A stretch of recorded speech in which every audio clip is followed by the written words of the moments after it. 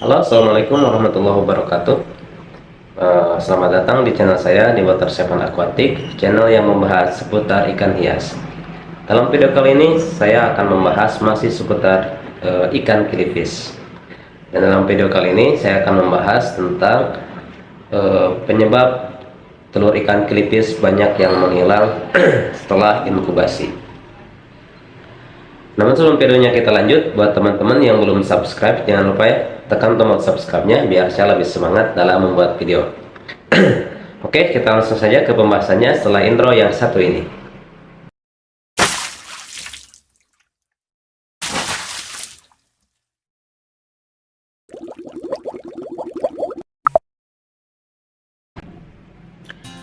Tantangan dalam budidaya ikan killifish terletak pada inkubasi telur ya, karena ikan killifish teknik pemijahannya berbeda pada ikan lain yang umumnya dia setelah menelur akan menetas dalam waktu 3-7 hari ya, seperti ikan cupang, ikan handfish, jenis-jenis ikan tetra dan lainnya.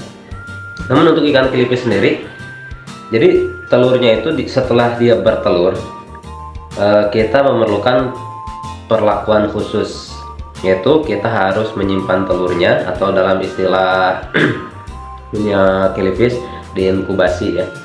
Jadi kita angkat telurnya dari air, lalu kita keringkan, lalu kita inkubasi dalam wadah yang kedap udara. Lamanya inkubasi berbeda-beda ya. Ada yang 1 bulan, 2 bulan, 3 bulan bahkan. Namun seringkali terjadi banyak teman-teman yang bertanya kenapa maksudnya telur ikan killifish itu banyak yang menghilang. Jadi kita udah lama-lama nunggu inkubasi sekian minggu, setelah waktunya kita tetasin ternyata telurnya pada hilang, nggak ada gitu. Nah, apa penyebabnya? Dalam video ini saya akan bahas ya penyebab telur ikan killifish itu pada menghilang pada saat inkubasi ya, berdasarkan pengalaman dan pengamatan saya pribadi. Jadi mungkin teman-teman breeder yang lain punya teori berbeda, yaitu silahkan ya, karena saya menyampaikan berdasarkan pengalaman dan pengamatan pribadi saya sendiri. Nah, lalu apa saja penyebab telur ikan killifish itu pada menghilang? Yang pertama, kita kopi dulu.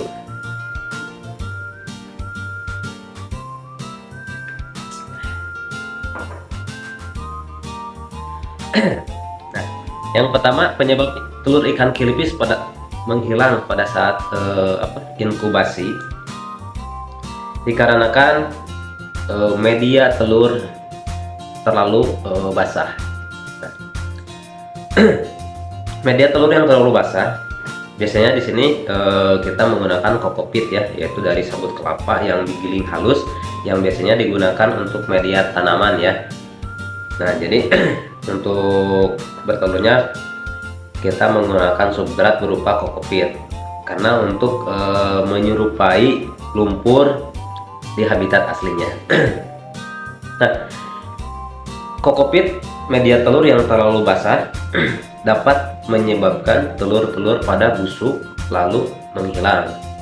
Nah, jadi perlu diperhatikan dalam inkubasi telur killifish, kita harus benar-benar memastikan media kokopit itu benar-benar kering ya.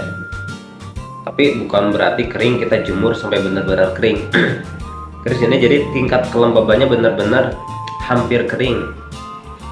Makanya saya selalu menggunakan setelah saya peras, saya simpan di kain lap motor ya, atau biasa kita sebut kanebo. Karena kain kanebo itu lebih cepat ya, bagus dalam menyerap kadar air. Nah, terus ciri-ciri media yang terlalu lembab. Ketika teman-teman inkubasi telur misalkan dalam plastik clip, seminggu kemudian teman-teman coba buka lalu tuangkan. Nah, kalau si kokopitnya itu menggumpal, nah itu dipastikan dia terlalu lembab. Soalnya kalau misalkan kelembaban yang bagus untuk inkubasi telur killifish, begitu kita keluarin, lalu kita buyarin, dia buyar ya, nggak menggumpal. Nah, itu yang pertama, perhatikan media untuk telur pada saat inkubasi jangan terlalu basah ya, jangan terlalu lembab. Nah, yang kedua, kemungkinan telur pada hilang disebabkan karena memang telurnya itu infertil ya. Apa itu infertil? Jadi si telurnya itu tidak terbuahi. Nah, itu bisa disebabkan yang pertama karena indukannya memang belum siap ya, indukannya terlalu muda. Jadi untuk kilipis minimal indukan itu berusia 3 bulan. 3 bulan ke atas kita udah bagus ya, 3 bulan ke atas. 2 bulan setengah juga bolehlah dia mulai belajar untuk kawin ya, untuk memijah. Namun saya sarankan untuk indukan berusia 3 bulan ke atas. Lalu untuk membantu agar indukan lebih siap, lebih matang, kita bisa memberikan pakan berupa jentik nyamuk ya, karena di dunia perikanan jentik nyamuk dipercaya dapat meningkatkan kematangan gonad atau sel telur pada indukan ikan hias ya. Untuk teori ilmiahnya saya juga nggak terlalu paham ya, cuman sepengalaman banyak pemain ikan yang setuju bahwa jentik nyamuk itu memang bagus untuk kematangan gonad dan sel telur pada indukan ikan hias.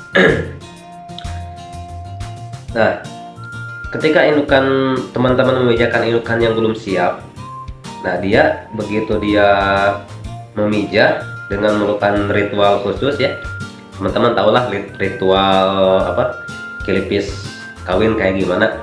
Tanya kan tiap ikan ada ritual kawinnya sendiri-sendiri ya, kayak ikan cupang kan saling mengunci kan. Kalau misalkan ikan diskus manfish kan dia tempel di substrat yang kayak pralon atau koan itu. Nah, ikan kilipis biarpun dia belum siap, dalam artian belum matang, cuman dia udah mulai belajar untuk memijah, dia tetap akan melakukan ritual memijah. Nah, cuman baik indukan jantannya atau mungkin juga indukan betinanya dia belum matang. Jadi begitu dia kawin, si jantan itu tidak dapat membuahi sel telur pada indukan betina, yang akhirnya betina tetap akan mengeluarkan telurnya, tapi si telurnya itu infertil. Nah, dan telur itu tidak akan menetas. Nah, dan telur yang infertil itu pasti dapat dipastikan dia akan membusuk lalu hilang. Nah, jadi pastikan indukan yang teman-teman pakai itu benar-benar sudah siap ya dan sudah matang. Terus yang ketiga, hal yang mungkin menjadi penyebab hilangnya telur ikan kilipis pada saat inkubasi itu dikarenakan adanya jamur. Nah, jadi mungkin ada beberapa telur yang tidak terbuahi masuk ke dalam tempat inkubasi, lalu dia busuk terus berjamur. Nah, si jamurnya itu dia dapat menular ke telur-telur yang lainnya yang bagus. Nah, jadi untuk mencegah hal itu terjadi, ada baiknya teman-teman melakukan pengecekan secara berkala ya, secara rutin. Seminggu sekali teman-teman cek media inkubasi. Teman-teman cek, perhatikan, ya bila perlu keluarin. Terus teman-teman lihat, kalau misalkan ditemukan ada telur yang busuk. Ciri-ciri telur busuk itu yang pertama dia berwarna putih ya, berwarna putih susu. Nah, bila teman-teman melihat ada telur-telur yang berwarna putih, teman-teman buangin, bersihkan. Jangan sampai di tempat inkubasi itu ada telur yang busuk, karena telur yang busuk dia akan berjamur, jamurnya mungkin saja bisa menular ke telur-telur yang lainnya. Nah, jadi memang agak ribet ya, karena dalam budidaya ikan kilipis memang tantangan terbesarnya itu ada pada fase inkubasi telur. Tapi daripada kita lama-lama nunggu berbulan-bulan, pada saat kita mau netasin ternyata telurnya udah pada nggak ada, atau biarpun ada cuman sedikit. Lebih baik kita ribet di awal tapi hasilnya lebih maksimal. Nah, mungkin itu saja yang bisa saya sampaikan dalam video kali ini. Jika ada hal-hal yang mau ditanyakan, silahkan tulis di kolom komentar. Mudah-mudahan video ini bermanfaat, khususnya buat teman-teman pemula yang baru mau belajar budidaya ikan kilipis. Nah, sampai jumpa di video saya lainnya. Jangan lupa subscribe ya, dan bunyikan loncengnya agar teman-teman tidak ketinggalan video saya yang lainnya. Oh ya, di Water Seven Aquatic juga akan mengadakan giveaway ya. Season pertama sudah diadakan, bagi-bagi telur ikan kilipis siap tetas. Jadi buat teman-teman yang ingin mencoba menetaskan telur kilipis atau budidaya ikan kilipis, teman-teman ingin indukannya secara gratis tentunya, jangan lupa subscribe channel ini, karena saya akan mengadakan giveaway bagi-bagi telur kilipis dan indukan kilipis buat subscriber yang beruntung. Oke, sampai jumpa di video saya selanjutnya.